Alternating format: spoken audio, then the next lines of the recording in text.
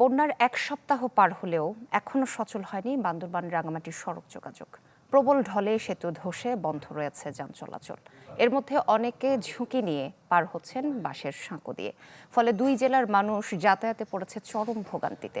নেতিবাচক প্রভাব পড়েছে পণ্য পরিবহনে। পাহাড়ি ঢল ও ভয়াবহ বন্যায় ব্যাপক ক্ষতিগ্রস্ত হয়েছে বান্দরবানের সড়ক যোগাযোগ ব্যবস্থা।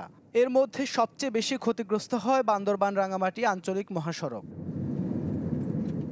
গত 10 জুলাই প্রবল বর্ষণে দুধপুকুরিয়া এলাকায় শিলক খালের ওপর নির্মিত সেতুটি ধসে পড়ে। এরপর থেকে বন্ধ হয়ে যায় বান্দরবান রাঙামাটি সড়ক যোগাযোগ। ফলে দুই জেলার মধ্যে মারাত্মক বিঘ্নিত হচ্ছে চলাচল। প্রতিদিন হাজারো যাত্রী ও শিক্ষার্থী জীবনের ঝুঁকি নিয়ে বাসের অস্থায়ী সাঁকো পার হয়ে যাচ্ছেন গন্তব্যে। স্কুলে যাওয়ার জন্য বিশেষটিতে আছি, কিন্তু রাস্তা ব্রিজ অবস্থার কারণে আমরা কষ্ট করে কিন্তু পার হয়ে যাচ্ছি।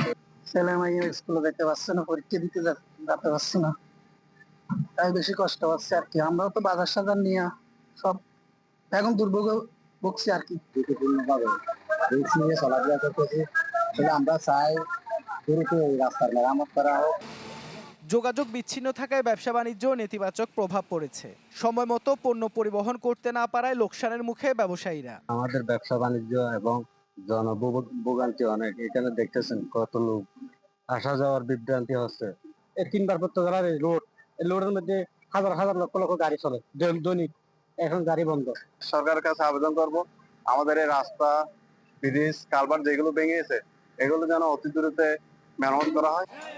সড়ক ও জনপথ বিভাগ জানিয়েছে ক্ষতিগ্রস্ত সেতু মেরামতের কাজ দ্রুত গতিতে চলছে, যা শেষ হবে কয়েকদিনের মধ্যে।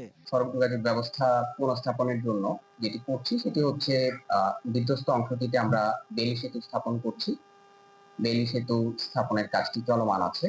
আমরা আশা করছি আগামী 1 সপ্তাহ নাগাদ এই আমাদের সকল কার্যক্রম শেষ করে সড়কটি যান চলাচল এবং জনগণের জন্য খুলে দেয়।